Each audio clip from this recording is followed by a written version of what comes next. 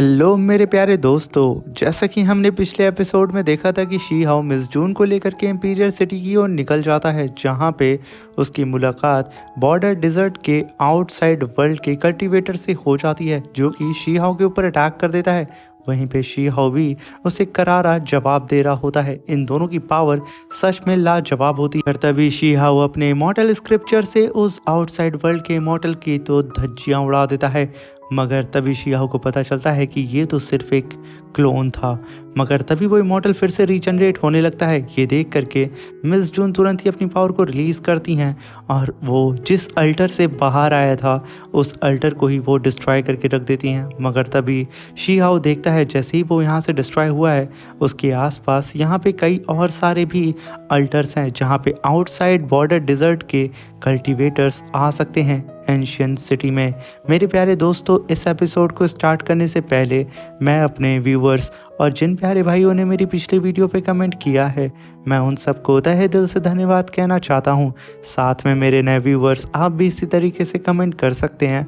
मैं आपके कमेंट का स्क्रीनशॉट लेके अपनी नेक्स्ट वीडियो में उसे शो ज़रूर करूंगा। और साथ में इस वीडियो का लाइक 5000 है, तो प्लीज़ मेरे प्यारे दोस्तों इसे कंप्लीट कर दीजिएगा। और आप लोग किस सिटी से मेरी इस एनिमे सीरीज़ को देख रहे हैं कमेंट बॉक्स में ज़रूर बताइएगा। और इसमें आपका फेवरेट कैरेक्टर फीमेल में कौन है ये भी कमेंट बॉक्स में मेंशन ज़रूर करिएगा। मेरे प्यारे दोस्तों, बिना देर किए अब इस एपिसोड को स्टार्ट करते हैं। इस एपिसोड के स्टार्टिंग में शी हाओ इंपीरियल सिटी के बॉर्डर डिजर्ट की ओर बढ़ने लगता है, जहां पे शी हाओ के साथ मिस जून भी होती हैं। मगर तभी शी हाओ को अपने सामने इंपीरियर बोन सी नज़र आती है, जिसे देख के शी हाओ काफ़ी दंग होता है। तभी मिस जून कहती हैं कि शी हाओ, मुझे ऐसा क्यों लग रहा है कि तुम मुझे यहाँ पे जानबूझ करके लेके आए हो। मुझे ऐसा फील हो रहा है कि तुम इस इंपीरियर बोन सी के अंदर अपनी कल्टीवेशन करने वाले हो। वैसे भी तुम्हारे शरीर के अंदर काफ़ी ज़्यादा आग है। ये कह कर के वो यहाँ पे शी हाओ का मजाक उड़ा रही होती हैं। मगर तभी शी हाओ अपनी स्पिरिचुअल आई से उस ज्वालामुखी के अंदर देखने लगता है, जहाँ पे उसे रॉक मॉन्स्टर नज़र आते हैं। मगर तभी एक रॉक मॉन्स्टर शी हाओ को सेंस कर लेता है और वो रोर करके अपनी सी के मिड में जो एक शंख होता है उसे वहाँ पे ट्रिगर कर देता है। और तभी हम देखते हैं कि वो शंख बहुत ही तेज़ी से वाइब्रेट करने लगता है, जिसे देख करके शी हाओ तुरंत ही मिस जून को लेके पीछे हट जाता है। और तभी वो शंख बहुत ही तेज़ी से अपने स्पिरिचुअल ऑरा को कलेक्ट करता है और एक काफ़ी बड़ा वहाँ पे ब्लास्ट कर देता है, जिसे देख करके मिस जून कहती हैं कि फाइनली शी हाओ, तुम्हारे चक्कर में हम यहाँ पे बाल बाल बचे हैं। मगर तभी शी हाओ आसमान में देखता है, वहाँ पे उसे एक इमॉर्टल आई नज़र आ रही होती है, जिसे देख करके शी हाओ कहता है, इसी ने तो मेरे दोस्तों को ख़त्म किया था जियानगू एम्पायर के अंदर। मगर तभी मिस जून कहती हैं कि शी हाओ, मुझे ऐसा फील हो रहा है कि ये एक ट्रैप है और हमारे सामने जो इमॉर्टल आई है वो सिर्फ एक इल्यूजन है। उनका ये कहना ही था। तभी उस लावा के अंदर से एक जाइंट सा रॉक हैंड बाहर निकलता है, जो कि मिस जून और शी हाओ को क्रश करने ही वाला होता है। मगर वक्त रहते ही वो दोनों ही उस जाइंट हैंड को देख के वहाँ से हट जाते हैं। वहीं पे हम देखते हैं कि शी हाओ और मिस जून दूर आके खड़े हो चुके थे, जहाँ पे शी हाओ मिस जून से थोड़ा और डिस्टेंस पे था। पर तभी मिस जून शी हाओ से कहती हैं कि शी हाओ, मैंने तुमसे कहा था ना कि ये जो हमारे सामने इमॉर्टल आई नज़र आ रही है आसमान में, वो सिर्फ हमारा ध्यान भटकाने के लिए था और हम पर अटैक कहीं और से किया जा रहा था। मगर तभी शी हाओ सेंस करता है कि मिस जून के ऊपर फिर से सरप्राइज अटैक होने वाला है। ये देख करके वो तुरंत अपने इमॉर्टल विंग्स को समन करता है और तुरंत उड़ते हुए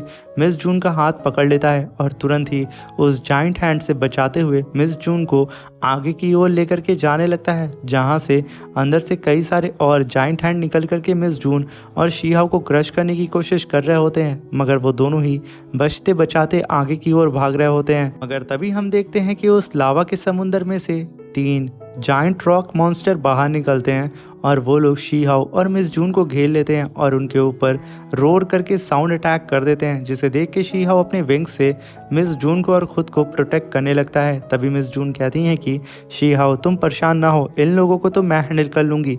ये कहने के साथ वो तुरंत ही अपने पास से गॉड सेपरेशन पल को बाहर निकालती हैं और उसे एक्टिवेट करने लगती हैं। और तभी वो वहाँ पे गॉड सेपरेशन पल के फर्स्ट फॉर्म को एक्टिवेट कर लेती हैं, जिसका नाम थर्ड सोल इरेजन हेवनली पल होता है। और तभी हम देखते हैं कि उस पल में से 3 स्पिरिचुअल एनर्जी जा करके सीधा ही उस रॉक मॉन्स्टर के बॉडी के अंदर घुसने लगती है और उन सबको वहाँ पे सप्रेस करने की कोशिश करती है। मगर मिस जून अभी भी यहाँ पे उन लोगों को सही तरीके से सप्रेस नहीं कर पाती हैं, इसलिए वो तुरंत ही इसके सेकंड फॉर्म को एक्टिवेट करती हैं जो कि 7 सोल टाउन 9 वंडर होता है।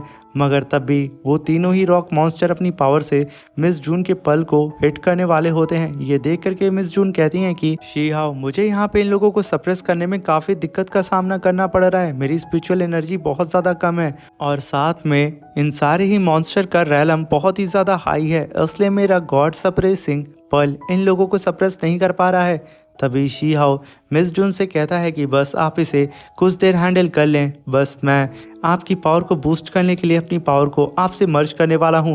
ये कहने के साथ शी हाओ अपनी जाइंट वेल को समन करता है, अपनी पावर को सीधा ही मर्ज करने वाला होता है उस गॉड सप्रेसिंग पल से।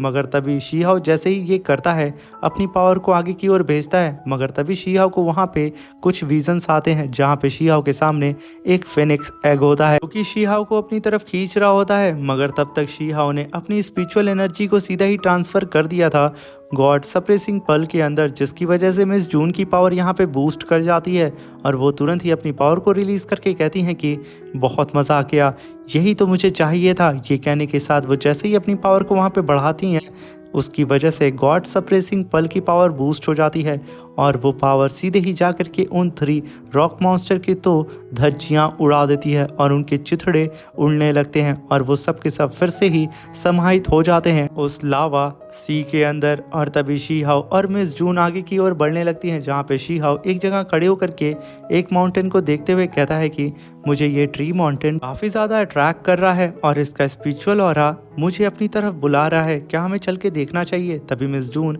शी हाओ को लेकर के सीधा उस ट्री माउंटेन की ओर बढ़ने लगते हैं और तभी वो लोग उस जाइंट से गोल्डन ट्री के सामने आकर के लैंड करते हैं। तभी मिस जून कहती हैं कि मुझे समझ में नहीं आ रहा है कि शी हाओ इसके आसपास कोई भी बाहर निकलने का रास्ता क्यों नहीं है, क्योंकि ये सारी जगह बिल्कुल एक भूल भुलैया की तरह है।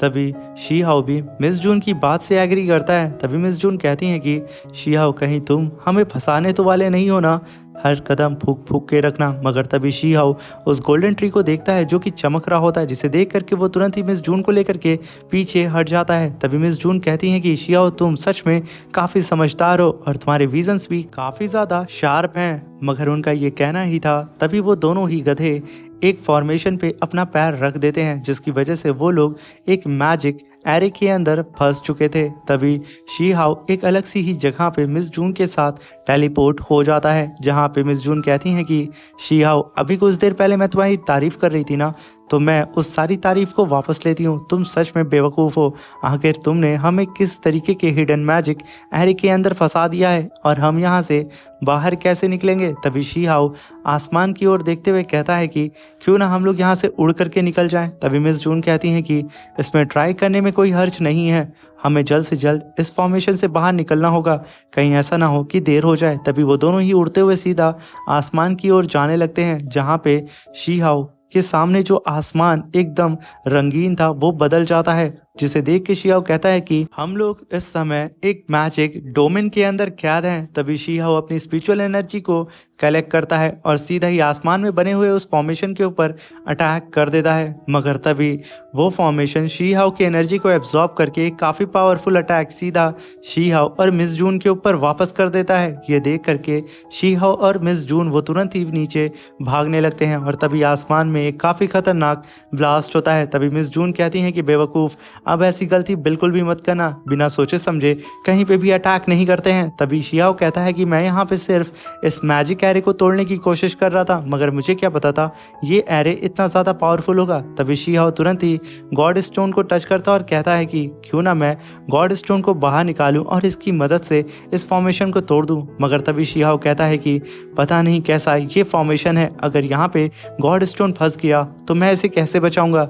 फिलहाल के लिए मुझे यहाँ से निकलने के लिए दूसरा रास्ता ढूंढना चाहिए, क्योंकि मैं अपने भाई को यहाँ फंसा नहीं सकता हूँ। इसलिए शी हाओ तुरंत ही गॉड स्टोन को समन करने का इरादा बदल लेता है मगर तभी शी हाओ तुरंत ही एक काफ़ी पावरफुल पाम अटैक जनरेट करता है और सामने बने हुए घर के ऊपर एक पाम अटैक करके उसे डिस्ट्रॉय कर देता है। और तभी हम देखते हैं कि शी हाओ और मिस जून वो दोनों ही जितने भी आसपास के घर होते हैं उन्हें डिस्ट्रॉय करते हुए आगे की ओर बढ़ रहे होते हैं। और इन्हें ऐसा करते करते लगभग 1 महीना गुजर चुका होता है, जहाँ पे वो दोनों ही थक हार करके एक घर के पास बैठ करके कहते हैं कि यार 1 महीने से हम यहाँ फंसे हुए हैं और यहाँ से कब हम बाहर निकलेंगे। मगर तभी मिस जून कहती हैं कि कोई बात नहीं शी हाओ, वैसे भी ये सारी मुसीबत हम लोग इसलिए उठा रहे हैं क्योंकि हमें तियानशेन एकेडमी के अंदर ज्वाइन होना है, इसलिए इतनी मेहनत तो बनती है। तभी शी हाओ कहता है कि मेहनत, मुझे इस फॉर्मेशन से बाहर निकलना है, आखिर हर बार मैं ही क्यों फॉर्मेशन में फंस जाता हूँ। ये कहते ही वो एक पत्थर को वहाँ फेंकता और कहता है कि मुझे यहाँ पे 1 महीने से कोई एक बंदा क्या, एक परिंदा भी नजर नहीं आया है। आखिर कोई और भी तो बंदा होगा ना जो यहाँ पे फंसा हो और मारा गया हो, कम से कम हमें यहाँ पे एक बंदा तो दिख जाता। मगर तभी मिस जून देखती है उनके सामने से एक ब्लैक ऑरा का इमॉर्टल गुजर रहा होता है, जिसे देख करके मिस जून शी हाओ से कहती हैं कि जल्दी से चलो, मुझे यहाँ पे कोई दिखा है। और तभी शी हाओ और मिस जून जल्दी से जल्दी उस ब्लैक वाले इमॉर्टल का पीछा करने लगते हैं। मगर हमें ऐसा लगता है कि वो ब्लैक इमॉर्टल कहीं ना कहीं इन लोग को सेंस कर लेता है और वो हल्का सा पलटता है। तभी शी हाओ तुरंत ही मिस जून को खींच करके कहता है शांत हो जाओ लड़की, हमेशा चिल्लाते नहीं है, अगर वो जान गया कि हम यहाँ पे हैं तो वो हमारा भरता बना देगा। ये कहते हुए शी हाओ मिस जून को वहाँ पे शांत रहने के लिए बोल रहा होता है। मगर लड़कियां भला कहाँ ही शांत होती हैं, इस बात से आप लोग एग्री करते हैं तो कमेंट बॉक्स में मेरे प्यारे दोस्तों जरूर बताइएगा। तभी हम उस ब्लैक इमॉर्टल को देखते हैं जो कि अपनी पावर को कलेक्ट करता है और अपने पाम में काफी स्पिरिचुअल एनर्जी को कलेक्ट करके सीधा स्काई में एक ब्लास्ट करता है और स्काई में से 3 पल बाहर आती हैं। और उन पल में से हमें एक वाटर एट्रीब्यूट का पल नजर आ रहा होता है और एक सन एट्रीब्यूट का यानी कि लाइट पल होता है और तीसरा पल मेरे ख्याल से डार्क एट्रीब्यूट का पल होता है। और तभी वो तीनों ही पल आकर के उस ब्लैक इमॉर्टल के हाथ में घूमने लगते हैं। ये देख करके शी हाओ और मिस जून काफ़ी ज़्यादा हैरान हो जाते हैं। मिस जून कहती हैं कि मेरे सामने ज़ेन हुआन एंशिएंट सिटी का 10 इवल फेनिक्स में से एक इवल फेनिक्स इमॉर्टल मेरे सामने खड़ा है। मगर तभी वो ब्लैक इमॉर्टल पलटता है झटके से।